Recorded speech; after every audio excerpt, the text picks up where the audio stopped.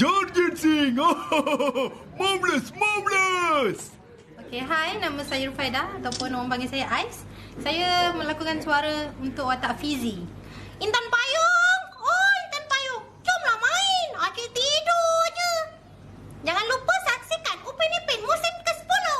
Okay, nama saya Majin. Saya pelakon suara untuk watak Mutu. Ayo, apa kabar semua? Semua sudah makan, ha? Hai teman-teman, nama saya Susanti. Jangan lupa nonton Upin Ipin ya, asik. Hai, saya Mei. Jangan lupa saksikan Upin Ipin season terbaru April ni hanya di TV9. Saya suka. Hai, nama saya Ashila Putri. Saya pelakon suara Upin Ipin. Kawan-kawan, jangan lupa saksikan episod Upin Ipin musim ke-10. Betul.